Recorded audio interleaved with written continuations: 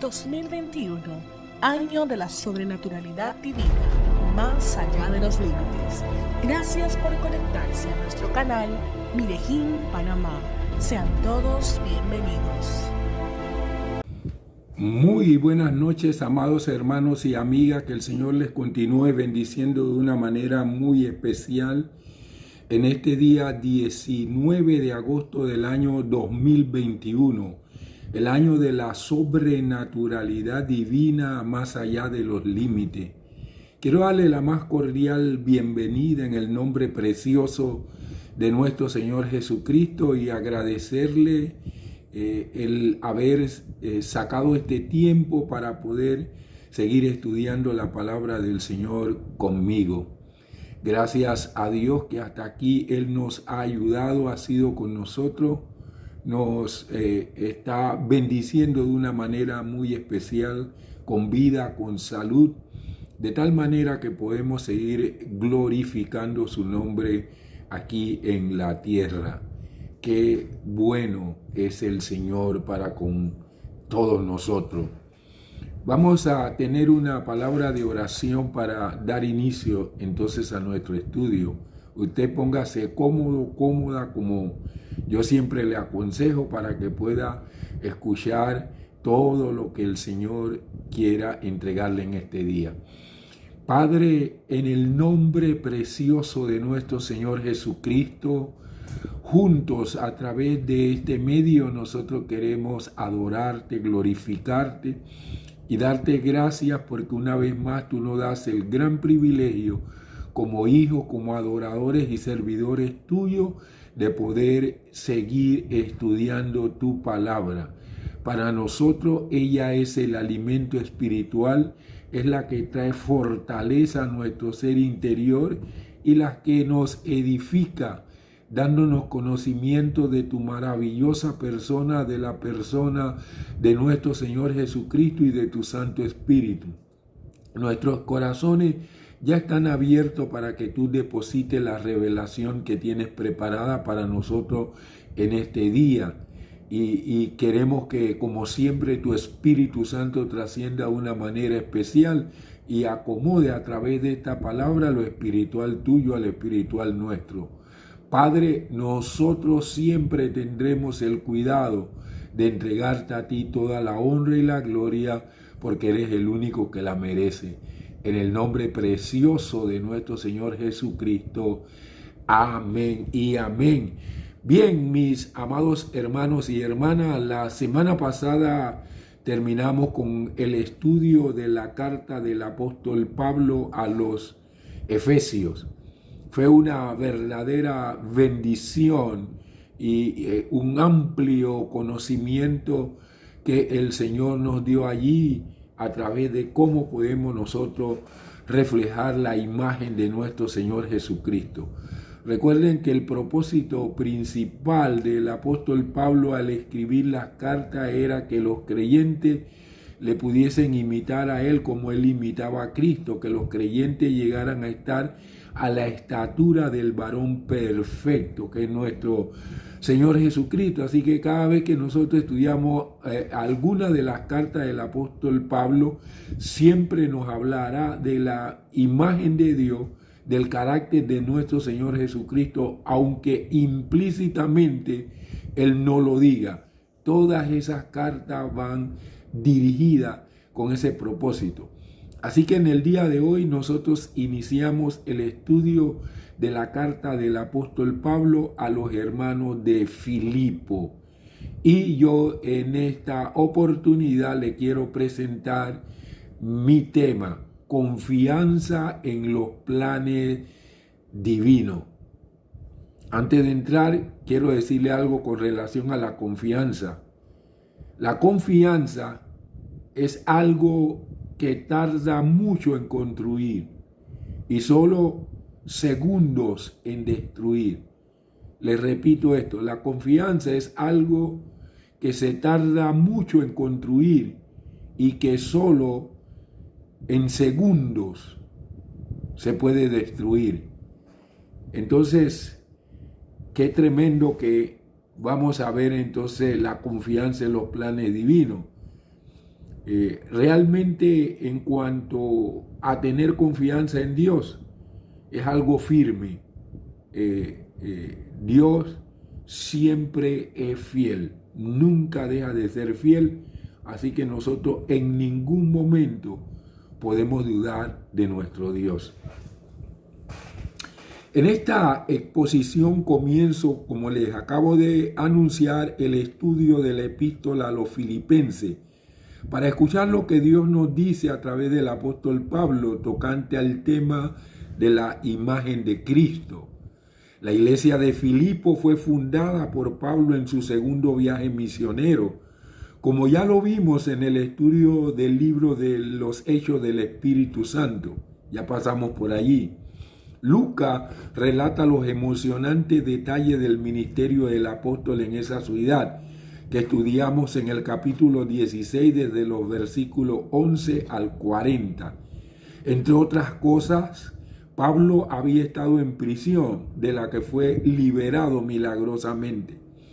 Habían pasado 10 años y el apóstol se hallaba encarcelado de nuevo, esta vez en Roma, cuando escribió esta carta. Así que en mi disertación del día de hoy voy a desarrollar 3 aspectos esenciales de mi tema.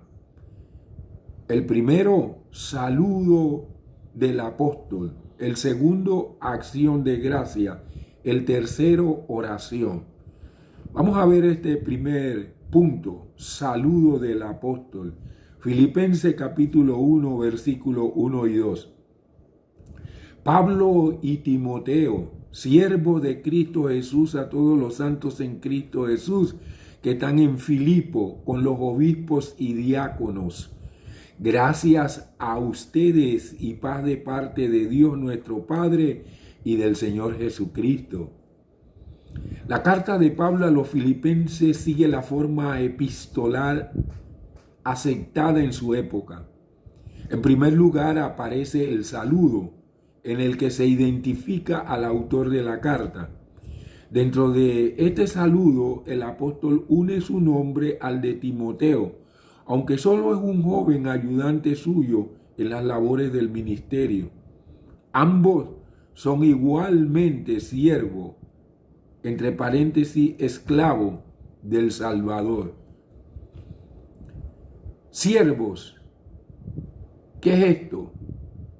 Literalmente, esclavo es el término más bajo en la escala de la servidumbre. El pensamiento bíblico y el helenista dan por sentado que la esclavitud es algo natural, pues esta institución formó parte de la sociedad antigua.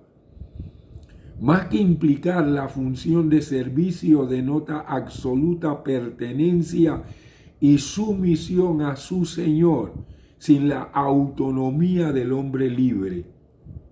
La servidumbre de Pablo significa libertad de la servidumbre del pecado, la peor de todas las servidumbres. Timoteo acompañaba a Pablo en su segundo viaje misionero cuando fundó esta asamblea en la provincia de Macedonia. También estaba presente cuando la volvió a visitar durante el tercer viaje. Por eso ahora el apóstol lo envía como representante personal suyo ante la comunidad, como veremos después en Filipenses 2:19. Para los creyentes de Filipo tendría gran significado el que Pablo les enviara a alguien cuya persona y ministerio ya eran conocidos entre ellos. Esta es una carta personal a los filipenses. No pretendía ser una circular como la carta a los efesios. Pablo quería agradecer a los creyentes por haberlo ayudado cuando tuvo necesidad. También deseaba decirles por qué disfrutaba de gozo completo a pesar de su prisión y de su consiguiente juicio. En esta carta, Pablo aconseja a los filipenses acerca de la humildad y la unidad y les advierte en cuanto a los problemas potenciales. En su primer viaje misionero, Pablo visitó pueblos cercanos a su centro de operaciones en Antioquía de Siria.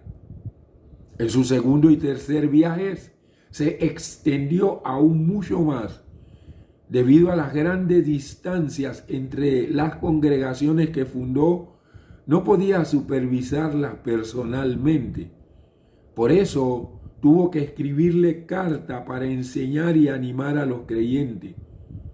Por fortuna, Pablo tenía un equipo de voluntarios, entre paréntesis, que incluía a Timoteo, Marco y Epafras, que entregaban estas cartas en persona y por lo general permanecían con las congregaciones por un tiempo para enseñarlas y animarlas. La colonia romana de Filipo estaba ubicada al norte de Grecia, entre paréntesis llamada Macedonia en los días de Pablo. Felipe II de Macedonia, el padre de Alejandro el Grande, tomó la antigua ciudad de Tracia alrededor de 357 a.C., la engrandeció y fortaleció y le dio su nombre. Este centro comercial próspero se hallaba en el cruce entre Europa y Asia. Por el año 50 después de Cristo, Pablo, Silas, Timoteo y Lucas cruzaron el mar Egeo desde Asia Menor y desembocaron en Filipo, como dice Hechos capítulo 16 del 11 al 40. La iglesia en Filipo estaba formada mayormente de gentiles, no judíos. Como no estaban familiarizados con el Antiguo Testamento, Pablo se refirió específicamente a dicha parte en las Escrituras en esta carta. Todos deberíamos tener un mentor, es decir, alguien de quien podamos aprender y a quien podamos acudir en busca de ayuda, apoyo y orientación. También todos, una vez adquirida cierta madurez espiritual, deberíamos convertirnos en mentores de alguien. Esto es, tener cerca de nosotros a alguien a quien siempre estemos dispuestos a ayudar, a apoyar y a aconsejar de una manera especial. Pablo pasó por ambas experiencias en su vida. Al principio de su ministerio tuvo a Bernabé, que lo fue a buscar a Tarso para llevárselo consigo a la iglesia de Antioquía. Más tarde tuvo junto a sí y preparó especialmente para el ministerio a dos jóvenes, Timoteo y Tito. Los cristianos necesitamos de otro creyente mayor y más maduro al que podamos acudir en busca de consejo y oración en medio de nuestras necesidades y dudas. El mentor puede ayudar a su joven hijo espiritual a abrirse las puertas en cuanto al ministerio y a la vida cristiana. El hecho de que exista entre nosotros una relación especial hace que su buen nombre pase en cierta forma a su joven amigo. Al mismo tiempo, es una gran ventaja que un creyente tenga cerca de sí alguien a quien ayudar y preparar para la vida cristiana. Esto lo mantendrá siempre alerta en cuanto a su propia vida espiritual, por la responsabilidad que significa. ¿A quiénes se dirige esta epístola? Después del saludo, Pablo pasa a mencionar a los destinatarios de la epístola. Son los santos que están en Filipo. Todos los cristianos son santos porque han sido santificados por Dios, como dice 1 Corintios 6:11. Hemos sido escogidos, apartados del mundo y consagrados al servicio del Señor. Los santos son todos aquellos que creen en Cristo. La expresión puede tener un contenido moral, así como también designar a lo que está apartado para el servicio a Dios y por lo tanto ser posesión suya. Es una descripción general que hace referencia al pueblo de Dios, como lo podemos ver en Éxodo capítulo 19, versículo 6, y que Pablo acostumbraba a utilizar para designar a la iglesia al comienzo o al final de sus cartas. El apóstol saluda también a los líderes de la comunidad cristiana. Son los obispos, inspectores o superintendentes.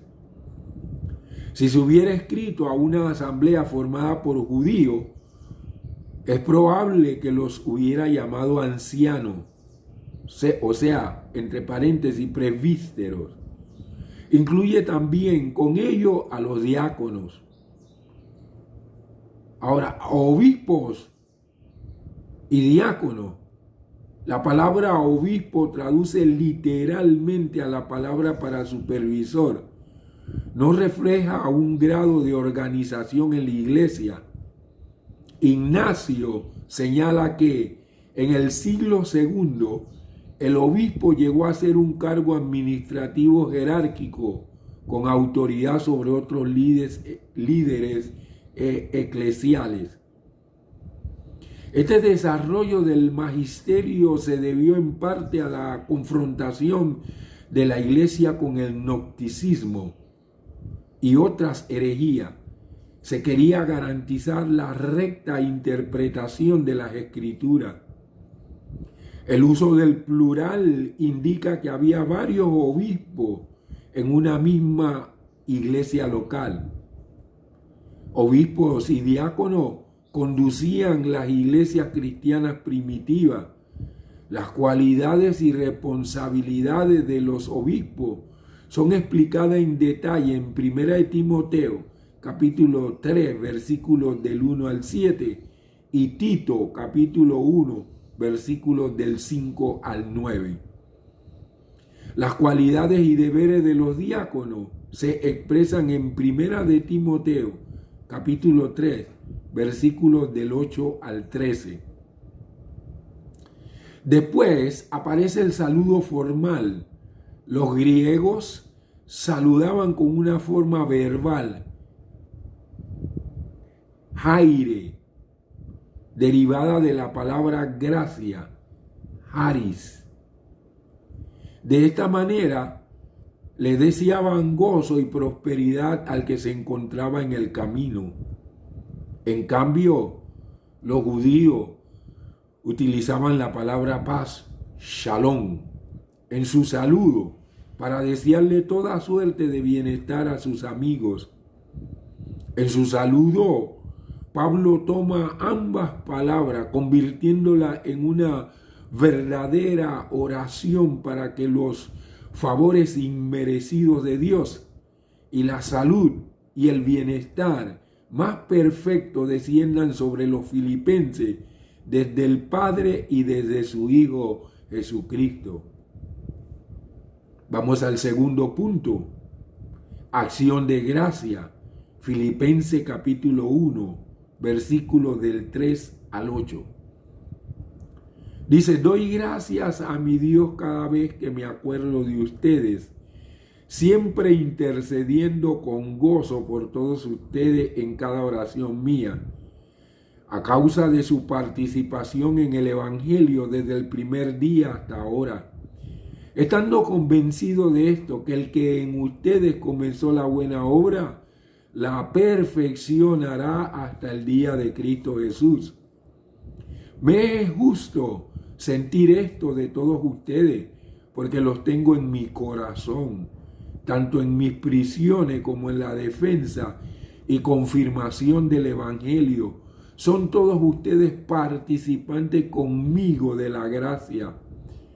Pues Dios me es testigo de cómo los añoro a todos ustedes con el profundo amor de Cristo Jesús. Hasta aquí la lectura de la palabra del Señor. En la vida de los filipenses, ¿qué aspectos son los que motivan los elogios de Pablo? A continuación del saludo, las epístolas del siglo I solían tener unas palabras de elogio al destinatario. Siguiendo este estilo, Pablo dice ahora que le da gracias a Dios por los hermanos de Filipo cada vez que piensa en ellos. En especial, está agradecido por la forma en que lo han ayudado a extender el evangelio desde el primer día que fueron salvos hasta el presente. Esta es una de las muchas veces en que Pablo usó la palabra gozo en su carta. Los filipenses eran recordados con gozo y agradecimiento cuando Pablo oraba. Al ayudar a Pablo, estaban apoyando la causa de Cristo. Los filipenses estaban dispuestos a ser usados en cualquier tarea que él tuviera reservada para ellos. Cuando otros piensan en usted, ¿qué viene a la mente de ellos? ¿Animan sus actos de amabilidad a otros? Participación, como vemos en el versículo 5. La palabra koinonía, traducida literalmente por participación o comunión, puede implicar participación en algo, asociación con otro o ambos. Según algunos estudios, las palabras pertenecientes al grupo koin se refieren en primer término a participar en algo. No necesariamente se refiere al apoyo económico brindado al apóstol, aunque podría incluirlo. Los filipenses oyeron el evangelio unos 10 años antes, cuando Pablo y sus compañeros visitaron Filipo durante el segundo viaje misionero de Pablo y fundaron la iglesia allí. Cuando Pablo habló de la comunión en el evangelio de los filipenses, estaba señalando su invalorable contribución a difundir el mensaje de Dios. Contribuyeron en forma práctica cuando Pablo estuvo en Filipo y a través de un sostén económico cuando estuvo en prisión. Cuando ayudamos a nuestros ministros, misioneros,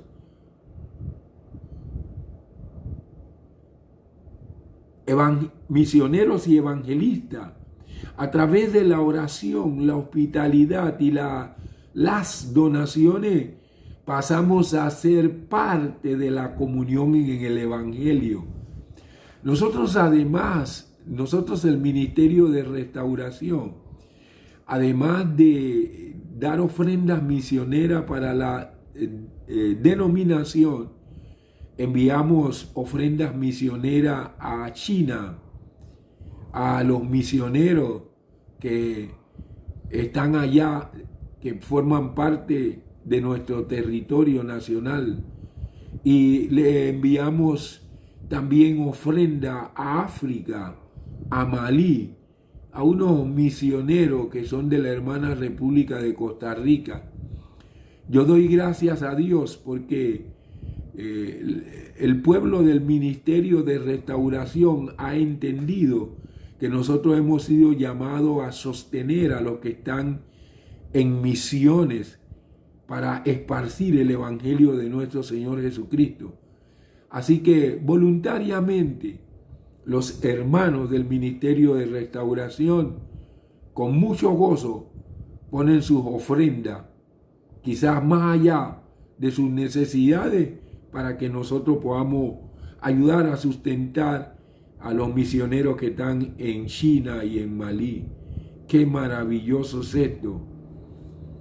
Yo sé que los misioneros allá se sienten profundamente agradecidos con todo lo que nosotros le enviamos a través de la agencia misionera.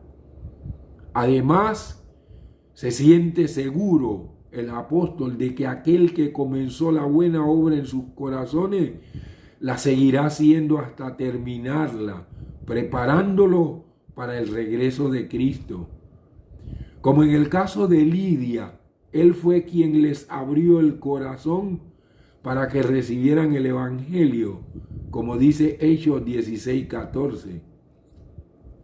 El Dios que comenzó la buena obra en nosotros, la continuará a través de nuestra vida, mis amados hermanos y hermanas, y la terminará cuando le veamos cara a cara. Esa es nuestra esperanza. La obra de Dios por nosotros comenzó cuando Cristo murió en la cruz en nuestro lugar. Su obra en nosotros comenzó cuando creímos en Él. Ahora el Espíritu Santo vive en nosotros, capacitándonos para que cada día seamos más semejantes a Cristo. Pablo describe el proceso de crecimiento y madurez del cristiano que comienza al aceptar a Cristo y seguirá hasta que Cristo vuelva. ¿Ha sentido alguna vez que no hay progreso en su vida espiritual? Cuando Dios inicia un proyecto, lo termina, como en el caso de los filipenses. Dios obrará en usted y le ayudará a crecer en gracia hasta que complete el trabajo en su vida. Cuando esté desanimado o desanimada, recuerde que Dios no lo abandonará, no la abandonará. Él promete terminar la obra que ha comenzado en usted. Cuando se sienta incompleto, incompleta, afligido, afligida por su falta, recuerde las promesas y provisiones de Dios. No permita que su condición actual le robe el gozo de conocer a Cristo o le impida crecer más cerca de Él. Los filipenses son unos cristianos tan excelentes que Pablo se considera obligado a sentir por ellos de esa forma. Los estima grandemente y los lleva en el corazón. Lo abruma la fidelidad con que han apoyado económicamente su ministerio. Mientras él salía a defender y a confirmar el Evangelio, ellos compartían sus bienes con él. ¡Qué clase de creyente más maravilloso! ¡Wow! Se sentían profundamente agradecidos, no solo por lo que Dios había hecho a través del apóstol Pablo de fundar la iglesia, sino de estar pendiente de ello. Y ellos en ningún momento dejaron de estar pendientes del apóstol. ¿Sabe, amados hermanos y hermanas? Los creyentes que tienen esa mentalidad, que es una mentalidad de reino, siempre serán bendecidos de una manera muy especial y contarán con la cobertura y la protección divina. Porque esas ofrendas que nosotros damos a los que esparcen el Evangelio, a los que instruyen al pueblo de Dios para que puedan crecer espiritualmente, se convierten en un escudo de protección para nosotros. Yo soy testigo de eso. Siempre el Señor a mí me ha puesto a enviar ofrendas, diezmos que no son mi diezmo legal, diezmo que desde hace mucho tiempo he considerado apostólico, y yo he visto cómo el Señor de una manera muy especial ha puesto escudo alrededor de todo lo que Él me da, que de una manera muy especial se multiplica. Usted, ministra, aprenda de los hermanos de Filipo, porque el apóstol Pablo dice que no hay que ponerle bozal al buey que trilla, y después dice que esto es que si uno recibe un bienestar espiritual, como yo recibo un bienestar espiritual, tanto de la denominación que le doy mi diezmo completo, pero recibo un bienestar espiritual de mi cobertura apostólica, entonces yo doy diezmo, puedo dar 2 o 3 o la cantidad de diezmo que yo quiera. Nadie me prohíbe que yo pueda dar 1, 2, 3, 4 la cantidad de diezmo que yo quiera dar, como hace los fundadores de Hugo Welch, que ellos le daban de 90% de diezmo a Dios y se quedaban nada más con el 10%. Usted puede hacer eso y va a tener un escudo como lo tuvieron los hermanos de Filipo. Pero además de eso, estaban ellos, los filipenses, estaban en el entrañable amor del apóstol Pablo. Nunca podía olvidarlo, porque las demás iglesias no participaban con él. O sea, consideraban que el apóstol tenía la responsabilidad de hacer ese trabajo. Como hay algunos ministros que creen que los que le dan cobertura tienen la responsabilidad de hacer ese trabajo, así que ellos ni les interesa. Si los ministros, Dios los está prosperando, le está dando los recursos para que puedan seguir haciendo el trabajo que están haciendo también con ellos. ¡Wow! Pablo los estimaba grandemente y los llevaba en el corazón. ¿Por qué? Porque lo abrumaba la fidelidad con que ellos le apoyaron económicamente en su ministerio. Mientras él salía a defender y confirmar el evangelio, ellos compartían sus bienes con él. Aquí evangelio, en este versículo 7, este término literalmente significa buena noticia. Es un concepto central que en la teología de Pablo hace referencia al hecho de que Dios, en la encarnación, la muerte y resurrección de Jesús, ha obrado la salvación del mundo.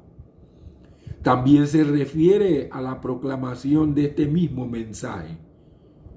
Ahora que está en prisión, lo siguen sosteniendo los hermanos de Filipo, puesto que le han enviado recientemente una ofrenda por medio de Epafrodito. ¡Wow! ¡Qué tremendo eran los hermanos de Filipo! Pero ¿saben qué? Allí hay quienes se convirtieron, como Lidia, que era una mujer pudiente, vendedora de púrpura. Yo estoy seguro que dentro de los recursos que se le enviaba al apóstol Pablo, allí iban ofrendas misioneras de Lidia. También estaba el carcelero de Filipo, que de una manera milagrosa él y toda su casa aceptaron al Señor Jesucristo. Estoy seguro que ahí iba parte de sus ofrendas para el apóstol Pablo. Estaban profundamente agradecidos con el apóstol por la salvación que Dios le había dado en Cristo Jesús.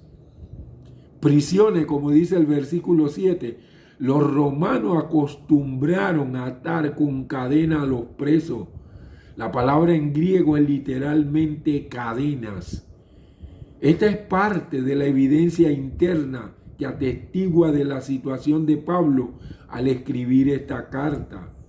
Cuando dijo en mis prisiones, probablemente se refería a su prisión en Filipo, registrada en Hechos 16 del 22 al 36. En los versículos 13 y 14, Pablo habla de su prisión en Roma.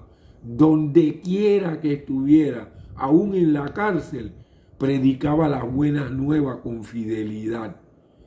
Recuerde el ejemplo inspirador de Pablo cuando los obstáculos, pequeños o grandes, desaceleran su trabajo para Dios. ¿Ha deseado alguna vez a un amigo con quien pudiera hablar sobre diferentes experiencias?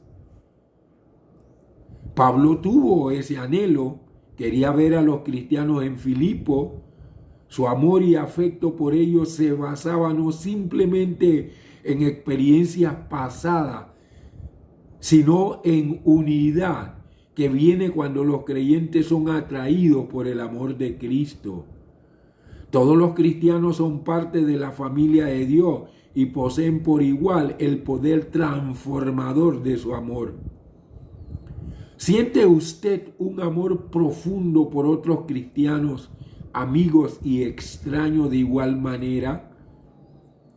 Deje que el amor de Cristo le motive a amar a otros cristianos y que sienta libertad para expresar ese amor en acciones hacia ellos. Vamos al tercer punto, oración. Filipenses 1, del 9 al 11. Y esta es mi oración, que su amor abunde aún más y más en conocimiento y en todo discernimiento, para que aprueben lo mejor, a fin de que sean sinceros e irreprensibles en el día de Cristo, llenos del fruto de justicia, fruto que viene por medio de Jesucristo para la gloria y alabanza de Dios. Tanto aprecia Pablo a los hermanos de Filipo que siente un fuerte deseo de volverlos a ver. Dios es testigo de ello. Los ama con el afecto del mismo Cristo.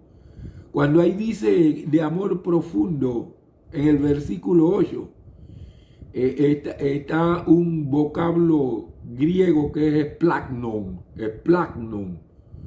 Literalmente en entrañas. Se traduce como efecto entrañable, corazón, cariño. Hace referencia a los órganos físicos de los intestinos, considerado por los griegos como el asiento de las pasiones violentas y por los hebreos como el asiento de afectos entrañables.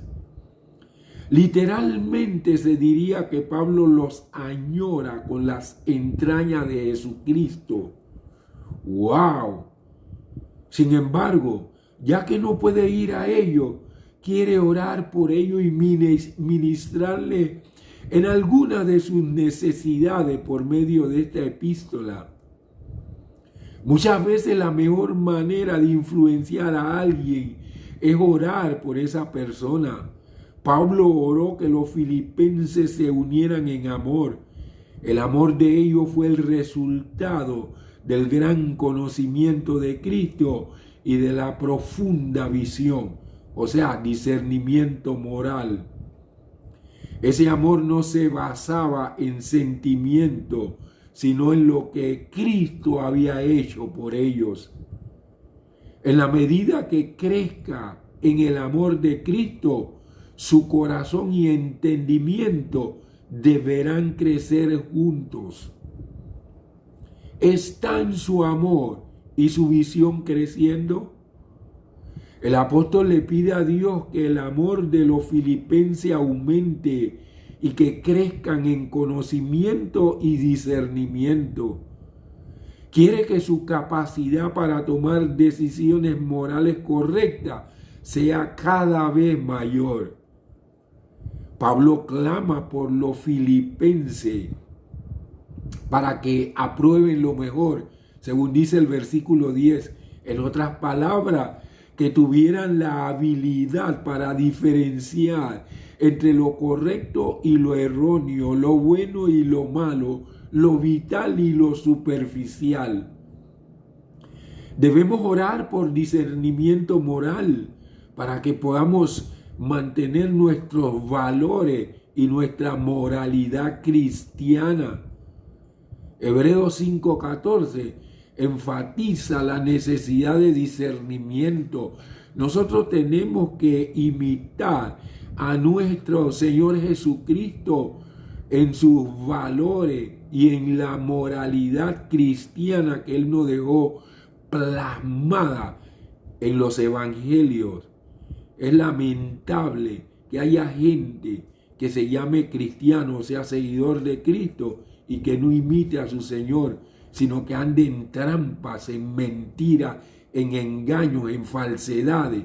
Esto en vez de traer honra y gloria al Señor Jesús, lo que trae descrédito para el evangelio del Señor Jesucristo. Amados hermanos y hermanas, Moralmente, los filipenses necesitaban ser como los analistas de laboratorio que prueban los metales con el fin de detectar en ellos las impurezas. Conviértase en un analista de laboratorio para su propia persona, para que usted pueda detectar las impurezas, las escorias que están en usted y ponerlas a los pies del Señor Jesucristo, para que cada día usted se asemeje más al Señor Jesús. Deben ser sinceros los hermanos de Filipo, no solo los hermanos de Filipo en el primer siglo, nosotros también debemos ser sinceros. Tenemos que mirar, así como ellos tenían que mirar al trasluz sus vestiduras de justicia, nosotros también tenemos que mirar al trasluz nuestras vestiduras de justicia a fin de descubrir todos los defectos posibles en ellas. Es necesario que sean, como decía Pablo, ellos sean hallados irreprensibles cuando regrese Jesucristo. Y nosotros, igual que los filipenses, debemos ser hallados irreprensibles cuando regrese nuestro Señor Jesús. Y ahí en el versículo 10, el apóstol habla del día de Cristo. Se refiere al tiempo cuando Dios juzgará al mundo a través de Jesucristo. Amados hermanos y hermanas, deberíamos vivir cada día pensando que Él podría regresar en cualquier momento. No descuide su salvación, cuide su salvación con temor y temblor. Por encima de cualquier deseo, anhelo, necesidad suya, está la salvación que el Señor Jesucristo le ha regalado a usted, que solo ha tenido que creer en Él, pero que Él tuvo que pagar con su propia vida. Por último, Pablo ora para que sean llenos de los frutos que produce la justicia. Nosotros también tenemos que ser llenos de los frutos que produce la justicia y que aparecen en nosotros gracias a Jesús. Esos frutos de justicia incluyen todos los rasgos de carácter que fluyen de una correcta relación con Dios. Ven que aquí Pablo está hablando del carácter, está hablando de la imagen de Cristo. Usted pasa leyendo la palabra de Dios y usted ve fruto de justicia y a lo mejor usted ni siquiera busca para saber qué significa fruto de justicia. Incluyen todos los rasgos de carácter que influyen de una relación correcta con Dios.